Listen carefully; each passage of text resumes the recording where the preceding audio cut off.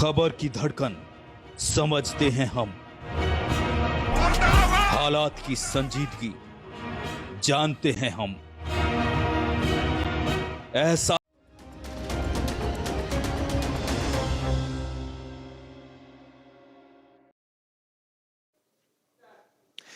नई सोच नई आगाज, क्योंकि हम है भारत आज। फिर से मैं स्वागत करूंगा नए सेशन में।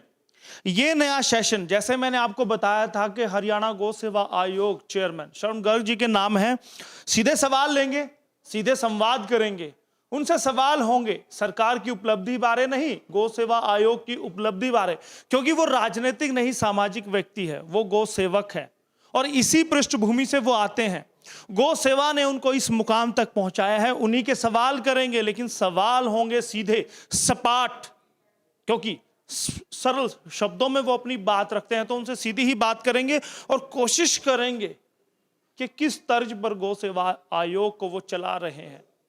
क्या कामयाबी की डगर पर है या फिर कहीं मझधार में हिचकोले गौ सेवा आयोग खा रहा है, वो भी सवाल करेंगे। तो मेरे साथ अब गौ सेवा आयोग चेयरमैन आ रहे हैं, तो उम्मीद करूंगा कि ये सेशन अच्छा रहने वाला है और उम्मीद करूंगा कि आपके सभी के सवाल जवाब मैं ले सकूंगा। तो हमारे बीच आ रहे हैं गौ सेवा आयोग चेयरमैन शरण गर्ग जी।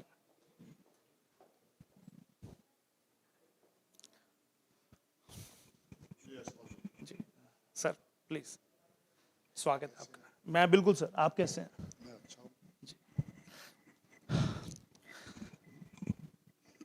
चेयरमैन से इतर एक गौ सेवक की आपकी छवि है, वो अच्छी लगती है या चेयरमैन कहलाना अच्छा लगता है? ऐसा है कि जब तक एक भी गाय सड़क पर है, जी चेयरमैन की तो दूर की बात है, हमारे समाज के अंदर गौ पुत्र कहलाना ज़्यादा अच्छा है जी कि गौ माता के बेटे बनकर गौ माता की सेवा करें और एक भी गौ माता सड़क पे ना रहे, जी, वो अच्छा लगता है। उसी में लगे रहते हैं दिन रात, आपकी टीम और आप खुद भी? हाँ, हरियाणा के अंदर मैं समझता हूँ कई हजार गौ सेवक और प्रशासन के अधिकारी भी और सरकार भी माननीय मुख्यमंत्री जी के नेतृत्व में हरियाणा के अंदर तो बहुत मेहनत से कार्य कर रहे हैं। जी जी। जब आप गौ सेवा आयोग के चेयरमैन बने थे, तो उस वक्त एक ढर्रे पर एक नियमावली होती है किसी भी आयोग की, उस पर आपका आयोग चल रहा था। क्या अब भी उसी पैटर्न पर चल रहा है आयोग? आयोग की बात जहाँ तक हम करें, आयोग अपना कार्य कर रहा है। जो हमारे नियम बनाए हैं, जी जो गौ सेवा आयोग के तय हैं, वो भी, और जो समाज के अंदर हमें गौशालाओं में लोगों के बीच में बैठ के जानकारियाँ मिलती है, उनको जोड़ के गौ माता के लिए जो अच्छा हो सकता है वो हम करते हैं, तो वही नियम माने जाते हैं। जी। चेयरमैन साहब के आने के बाद क्या बदलाव आयोग में आया है? क्या उनकी कार्य पद्धति बदली है? क्या उनका काम करने का तरीका बदला है? इसमें समय समय पे बदलाव तो प्रकृति का नियम है।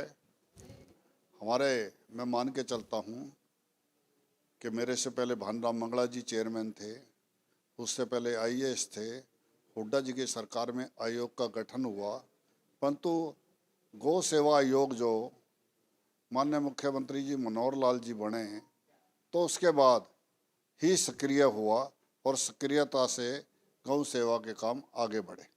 चेयरमैन साहब, एक सवाल था मेरे मन में कि आपसे पहले भानीराम मंगला जी, आप ही की सरकार, भाजपा सरकार में वो चेयरमैन बने, उससे पहले परिपाटी रही थी कि आईएएस को ये चेयरमैन का पद दिया जाता था, लेकिन आपकी सरकार ने बदलाव किया और गौ सेवकों को इस पद पर आसीन किया।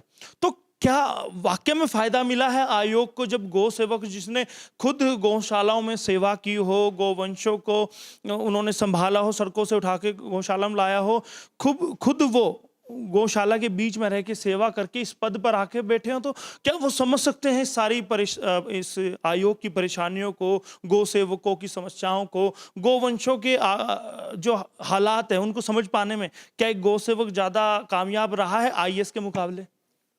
पिछले लंबे समय से हम मानेंगे कि जब से देश आज़ाद हुआ है, उसके बाद जो हमने विभिन्न परिवर्तन की योजनाएं शुरू की, देश में हुई, चाहे वो कांग्रेस के समय में रही हूँ, चाहे भारतीय जनता पार्टी के समय में रही हैं, या अन्यों की सरकार आई उसमें रही है, जी हर एक में बदलाव तो आता ही आता है।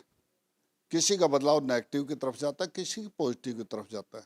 जब देश आज़ाद हुआ हमारी एक भी गौ माता सड़क पे ही नहीं थी, और हमारा व्यवस्थित के घर के अंदर अगर गाय माता ने बछड़ा दे दिया तो ऐसे ही खुशी मनाते थे जैसे घर में बेटा पैदा हुआ, जी क्योंकि वो खेत में बराबर काम करता था।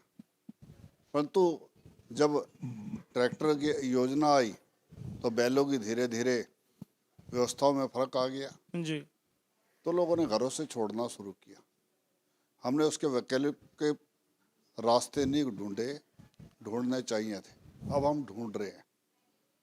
तो इसी प्रकार से नस्ल सुधार की बात करते हैं। जी हम नस्ल सुधार अपने जो गौवंश की थी, देशों में देश हरियाणा जहाँ दूध दही का खाना, भगवान कृष्ण भी गोपाल जो बने, गोविंद जो बने, गौ माता को नंगे पैर वनों में ले जाकर गौ माता की सेवा करके ही गोपाल गोविंद नाम आया उनका। जी तो अर्थात भगवान भी जिसकी पूजा करते हैं उस गौ माता को हमने सड़कों पे ला दिया, केवल विदेशी के चक्कर में कि भाई ज़्यादा दूध दे देगी।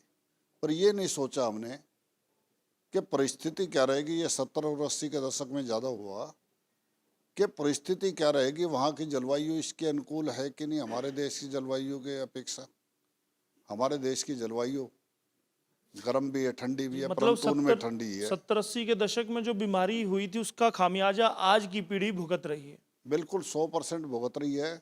अब तो वैज्ञानिकों ने ये भी कहना शुरू कर दिया है, जो विदेशी गाय है जिसको हम जर्सी कहते हैं, होल्स्टीन फ्रीजन कहते हैं, या और अन्य प्रकार की है जो हम विदेशों से लाए थे, वो गाय है ही नहीं, वो पशु है। जी और उसके दूध में A1 है, A1 मिल्क, जो स्वास्थ्य के लिए हानिकारक है। जी परंतु भारतीय गौ माता का दूध अमृत माना है, और जो हमारे शरीर का टेम्परेचर है उसके अनुकूल ही गौ माता का दूध और घी स्वास्थ्य की रक्षा करता है। स्वास्थ्य के लिए पहले वैज्ञानिकों ने ये भी कहा, जी। डॉक्टरों ने भी कहा कि घी खाना भी जो है हार्ट के लिए और के लिए नुकसानदायक है। परंतु आज डॉक्टर ये भी कहते हैं देसी गाय का घी तो देसी। ठीक है, मतलब वो अमृत के समान है वो देसी गाय का। बिल्कुल, मैं दर्शकों को बता दूं कि अक्सर चेयरमैन साहब से मैं मिलता हूं तो वो मुझे इस बात का इल्म कराते हैं कि जो जर्सी गायें हैं, जो अमेरिकन गायें हैं, जिन्हें हम बड़े चाव से, मैं जब बचपन में था, 80s के दौर की मैं बात कर रहा हूं, तो तब वहां पे काफी प्रकोप, 80-90s में काफी प्रकोप रहा है अमेरिकन गाय का, और हर घर में होती थी। वो दूध है, वो फायदेमंद नहीं है, शरीर को नुकसान पहुंचाता है, इसी की ओर ध्यान देता है। क्या गौ सेवा आयोग इस ओर अवेयरनेस कैंप चलाता है, या किस तरह से लोगों को अवेयर करने की कोशिश करता है? बिल्कुल गौ सेवा आयोग अवेयरनेस कैंप भी चलाता है। हरियाणा सरकार भी और भारत सरकार माननीय प्रधानमंत्री नरेंद्र मोदी जी के नेतृत्व में इस दिशा में काम कर रहे हैं कि भारतीय पद्धति, चाहे वो खेती के संबंध में है, जी चाहे वो जीवन के बारे में है, चाहे वो गौ माता के प्रति है, जो हमारे ऋषि मुनियों ने दिया है, शोध करके दिया है, तो उन्होंने हमारे शास्त्रों में लिखा है। वो ज़्यादातर जो हमारे पराधीनता के काल था, उस काल के अंदर उस चीज़ को ऐसे मान लिया गया था ये कि गप्पे लिखी हुई है या बात ये ठीक नहीं है। परंतु आज वही विदेशी उस चीज़ को मानते हैं कि भारतीय पद्धति सर्वोत्तम पद्धति है। जी और भारत विश्व गुरु भी उसी का कारण बना था, सोने की चिड़िया भी उसी के कारण कहते थे, और दूध दही की नदियों की बात मैं करता हूँ वो भी।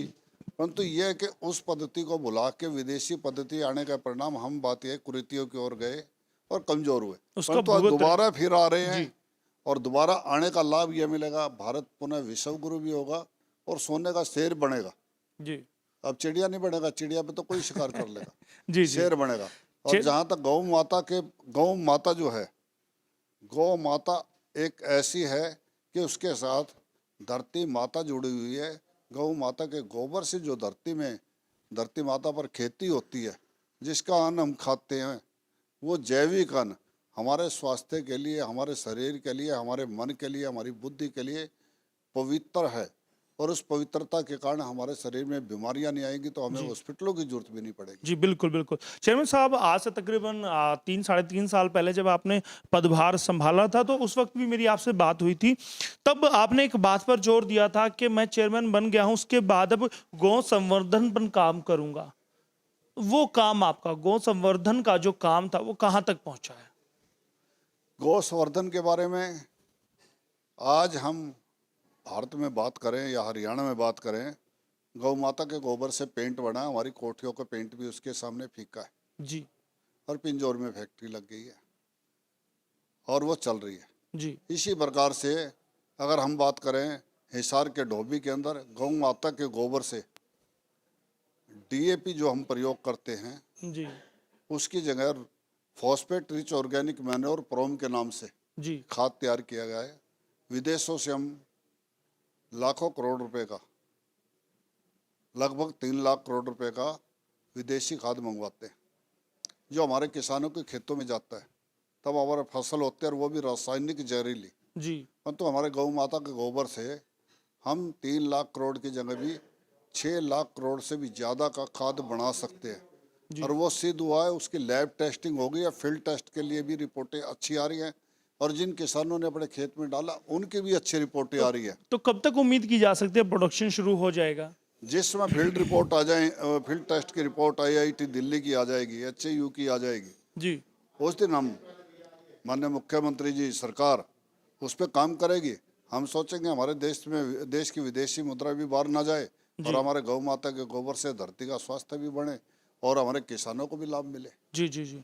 पंचकूला में आपने गोवन बनाया है। एक मेरा सवाल आपसे है, गोवन और गौशाला, देखिए गोवन में भी गाय हैं, उनकी देख रेख की जाती है, उनके स्वास्थ्य का ध्यान रखा जाता है, और गौशाला में भी एक सा ही काम किया जाता है। तो गौशाला से गोवन का ये कौन सा कॉन्सेप्ट आप लेकर आए हैं? हमारे यहाँ जब माननीय मुख्यमंत्री जी ने गो अभयारण्य की बात की थी, आज हम गो अभयारण्य की बात करें, गो तीर्थ की बात करें या गो वन की बात करें, जी तीनों लगभग पर्यायवाची सी बात है कि उसमें स्वच्छंद रूप से गौ माता रहे, गोवन में। हाँ प्राकृतिक रूप से रहे, और उसके अंदर खाने पीने चारे पानी पीने की व्यवस्था हो, हरा चारा प्राकृतिक घास के रूप में हो, जी छायादार वृक्ष भी हों, कहीं छान छप्पर वगैरह बनाने पड़े तो प्राकृतिक रूप से वो भी बने, जी अगर आवश्यकता है तो गर्मी सर्दी से बचने के लिए। जी अन्यथा जो सड़क पे गायें घूमती हैं वो गौशाला वाली से भी ज़्यादा स्वस्थ मानता हूँ मैं। जी जी परंतु ठीक है कि वहाँ खाने को नहीं मिलता, वो पोलोथीन या कचरे के उस पर आती है मजबूरी में। परंतु अगर गोवन जो बनेगा जी उसके अंदर हमारी कल्पना ये है कि जितनी गायों के लिए वह जगह उपयुक्त होगी और स्वच्छंद किलोमीटरों में घुमाई करके वो चर के जो घूम घूम के चरेंगी गायें फिर के, तो उससे क्या होगा कि उनके स्वास्थ्य को लाभ मिलेगा और गौ माता की सेहत भी ठीक रहेगी और जो हमारे सड़कों पे एक्सीडेंट है वो भी बचेंगे। जी और इसके अलावा जो गौ माता उस एक्सीडेंट के अंदर किसी की टांग पे चोट लगती है, किसी के कान पे लगती है, किसी को कहीं शरीर के और अंग पे लगती है, जी वो भी बचेगी। और कोई व्यक्ति ऐसा बच्चा है या कोई मोटरसाइकिल पे जा रहा है, कार पे जा रहा है, उनकी गाड़ी को नुकसान भी बचेगा, किसान के खेत में नुकसान भी बचेगा और किसी का जीवन जाता है या गौ माता का या किसी व्यक्ति का जी उस एक्सीडेंट के कारण, वो भी बचेगा। अनेकों उसके लाभ मिलने वाले और हैं। हजारों की संख्या में आप गोवंश भी रख सकेंगे। हजारों की संख्या में उसमें गोवंश रहेगा जी और प्राकृतिक रूप से रहेगा। सार संभाल के लिए एक मैनेजमेंट होगी, समाज की होगी, सरकार मिलके साथ काम करेगी एक अनुबंध के आधार पर, जी कि जिससे गौ माता को कोई परेशानी ना आए और समाज को भी जो परेशानी ये दिखते आ रही है वो उन दिक्कतों से भी बचे। इसके लिए पायलट प्रोजेक्ट के रूप में हम पंचकुला जिले को हमने लिया है जी और निश्चित रूप से जल्दी ही उसके अच्छे परिणाम आपके सामने दिखाई देंगे। जी। चेयरमैन साहब, गोवन की तर्ज पर, पंचकुला के गोवन की तर्ज पर और कितने गोवन बनाने वाले हैं और कब इस पर काम शुरू करने वाले हैं? हम इस पायलट प्रोजेक्ट के पूरा होते ही, इसके रिजल्ट सामने आते ही, इसके अंदर जो जो कठिनाइयां हैं उनको दूर करने के पश्चात जी चाहे उसमें 6 महीने लगे, चाहे 4 महीने लगे, चाहे साल भर लगे। उसके पश्चात हर जिले में एक बनाने की योजना है। उसके लिए जगह हम अभी से उसकी शुरुआत चिन्हित जगह चिन्हित करने के और चीज़ों के बारे में लग गए हैं जी कि बाद में एकदम तुरंत जरूरत वो ना हो।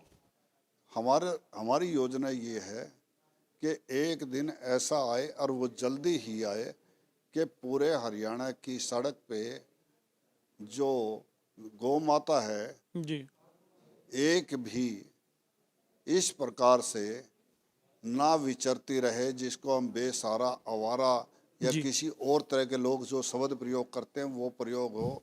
गाय माता है, माँ को माँ जैसा ही सम्मान मिले, माँ जैसी ही उसकी व्यवस्था हो, माँ जैसा ही उसका आदर हो, उसके प्रति हम दृढ़ निश्चयी हैं। हजारों एकड़ जमीन जी पड़ी है, गोचर की भी है, अन्य भी है, पंचायतों की है, सारा समाज भी चाहता है। केवल एक विजन की बात है। इसमें हमारे माननीय मुख्यमंत्री जी, हमारे कृषि मंत्री जी और समाज के लोग भी सभी चिंतन कर रहे हैं कि इस समस्या का हल जल्दी से जल्दी हो और हरियाणा गौ सेवा आयोग भी इसमें उसके सभी सदस्य भी, गौ भगत भी दिन रात मेहनत करके इस दिशा पे आगे बढ़ने की कोशिश कर रहे हैं कि निश्चित रूप से ये कलंक मिटे। जी चेयरमैन साहब, जो हरियाणा सरकार के द्वारा जो बजट दिया जाता है गौ सेवा आयोग को, क्या वो पूरा है? क्या उससे जो मुकम्मल काम हो पा रहे हैं या उसमें कहीं ना कहीं कमी आप महसूस करते हैं? ऐसा है, जहाँ तक कमी की बात है या मुकम्मल की बात है, सरकार को अनेकों योजनाओं पे अनेकों खर्च करने होते हैं। जी क्योंकि समाज के अंदर चाहे वो विद्यार्थी है, चाहे वो किसान है, चाहे वो घरों की बात है, इंडस्ट्री है, व्यापारी है, सभी का चिंतन सरकार को करना होता है। जैसे घर के अंदर माँ बाप अपने सभी बेटों को समान रूप से सोचते हैं, जी उसी प्रकार सरकार भी हर विषय को उसकी गंभीरता को सोच के उसके बजट तय करती है और उस पर क्रियान्वित कराती है। जी चाहे बिजली का मुद्दा हो, चाहे पानी का मुद्दा हो, अन्य मुद्दों पे भी। इसी प्रकार से गौ सेवा आयोग को जो बजट है, पिछली कांग्रेस सरकार में तो गौ सेवा आयोग का बजट नाम मात्र का भी नहीं था। जी परंतु आज तो हरियाणा के अंदर लगभग जनवरी से अब तक 45 करोड़ तो गौशालाओं में जा चुका है, जी और वो भी सीधा गौशाला के खाते में गया। जी गौशाला में कितना गौवंश उसकी संख्या के आधार पे गया।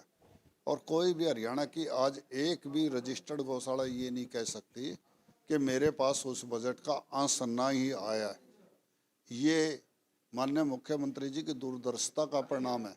और इसी प्रकार से जो मैं गोबर से पेंट वगैरह की और उनकी बात करता हूँ, जल्दी ही उन इंडस्ट्रियों पे भी काम होगा। गौशाला एक अच्छा स्वरूप लेंगे जिसके अंदर गौ माता के गोबर का भी, गौमूत्र का भी, दूध का भी और जो भी हो सकता है गौ माता के आशीर्वाद का भी, सभी लेकर एक अच्छी स्थिति में हरियाणा के अंदर गौवंश को लाने की योजना है। चाहे वो गैस के रूप में भी हो, चाहे वो खाद के रूप में हो, चाहे फिर दवाइयों के रूप में हो, जी ये सब पे हरियाणा गौ सेवा आयोग मुख्यमंत्री जी के निर्देश पे कार्य कर रहा है। जी चेयरमैन साहब, शायद आपके आने के बाद एक चीज़ तो कंफर्म हुई है कि जो पैसा था, एक एक पैसा गौ सेवा में ही जाता है। आपके यहाँ से पैसा चलता है और वो सीधे गौशालाओं को आप देते हैं और वहाँ पर लगता है। क्योंकि मैंने खुद कई गौशालाओं में, कई शहरों में आपको देखा है, कई गाँव में आपको देखा है, आप खुद विजिट करने गौशाला में पहुँचते हैं। तो कहीं ना कहीं एक पारदर्शी सिस्टम आपने डेवलप किया है कि पैसा, पूरा पैसा गौ सेवा में जाए। भारतीय जनता पार्टी की सरकार ही पारदर्शी सरकार है, इसमें कोई दो राय नहीं। माननीय प्रधानमंत्री जी के नेतृत्व में देश में और माननीय मुख्यमंत्री मनोहर लाल जी के नेतृत्व में हरियाणा में बिल्कुल पारदर्शी तरीके से और बढ़िया तरीके से हुआ। और इसमें मेरे से पहले जो चेयरमैन रहे उन्होंने भी दिन रात मेहनत करके गौवंश की सेवा की और पूरी टीम ने की। और इसी प्रकार से मेरे समय में भी सभी गौ भगत लगे हुए हैं और माननीय मुख्यमंत्री जी का आशीर्वाद है। गर्ग साहब, आप इतने शांत, इतने शालीन, इतने सरल कैसे हैं? वो राज मैं आपसे जरूर जानना चाहूंगा। शांत तो शालीन सरल अपने आप को मानना ही हमारी ये सोचे कि कुछ ना कुछ शायद कमी है। जी भगवान ने हर एक को अपनी प्रकृति दी है, जी और जैसी वो प्रकृति दी है वैसा ही उसका रहन सहन या घर में देखता है, या संगठन में देखता है, जी या अपने जीवन में अनुभव अपने साथी दोस्तों के साथ रहता है। उनसे जो संस्कार मिलते हैं और अपने संस्कार जो पहले के और बाद के रहते हैं, वो सब जुड़ के एक प्रकृति बनती है, नेचर बनती है। इसमें मेरे को नहीं लगता कि कुछ विशेष है। जी जैसे आप हैं, हम सभी हैं, हम भारत माता की संतान और गौ माता की सेवा करने के लिए, देश सेवा के लिए बने हैं। ये सोचे कि मैं अपने लिए करूं और देश का भला हो जाए। भाई हम अपने लिए तो बात यह है कि सारे कर रहे हैं, परंतु कुछ देश के भी लिए सोचे, कुछ गौ माता के लिए सोचे, समाज के लिए सोचे, और सोच के उसको क्रियान्वित करें, तो निश्चित रूप से अपने देश की भी तरक्की होगी और अपनी भी तरक्की होती है। जी। अक्सर लोग राजनीति में आते हैं तो महत्वाकांक्षी बहुत हो जाते हैं, लेकिन जब भी गौ सेवा आयोग चेयरमैन साहब श्रवण गर्ग जी को देखा जाता है तो व्यक्तिगत तौर पर मैं कह सकता हूं कि वो महत्वाकांक्षी नहीं नजर आते हैं। क्या कभी आपकी इच्छा नहीं होती है कि सक्रिय राजनीति में जाएं, चुनाव लड़े जाएं, या एक वो पद है विधायक बना जाए, असेंबली में बैठा जाए? कभी लगता नहीं कि आपकी इच्छा नहीं जागती ऐसा कुछ किया जाए? क्या किसी को संसार के अंदर 84 लाख प्रकार के जीव है, सभी का पेट भगवान भरता है, और जितने भी व्यक्ति है सभी को सम्मान भी भगवान के उससे ही मिलता है, या समय के अनुसार।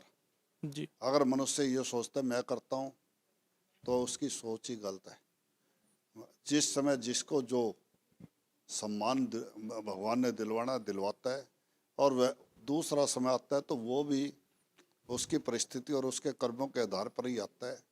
अच्छे कर्म करोगे अच्छे रिजल्ट आ जाएंगे, ये तो गीता जी में भी जी जी बोला है कि, तो वही अपने जीवन के अंदर अगर हम अपने आप को सुधार लें, पूरा देश अपने आप सुधरेगा। तो कोशिश करें कि अपने मन पे, इंद्रियों पे, अपने कार्य पे प्रत्यक्ष रूप से वो चीज़ दिखाई देनी चाहिए, और दिखाई दूसरों को दिखाने नहीं, अपने अंदर ही मनन करना चाहिए, जिससे कि हम गलत कार्य करने से बचें। जी, भले ही व्यक्तिगत तौर पर आपकी महत्वाकांक्षा नहीं हो, लेकिन गौ सेवा आयोग चेयरमैन के तौर पर जब आप उस सीट पर, उस गद्दी पर बैठते हैं तो कहीं ना कहीं कोई सपने तो आपके भी होंगे, कोई महत्वाकांक्षाएं तो आपकी भी होंगी कि मैं चेयरमैन के तौर पर, एक गौ सेवक के तौर पर ये काम तो मैं कर जाऊं, एक ऐसी मिसाल तो मैं पेश कर जाऊं कि मैं भला इन गौ माताओं का कर जाऊं। कौन से ऐसे सपने हैं जो चेयरमैन के तौर पर आप सोचते हैं कि पूरे होने चाहिए?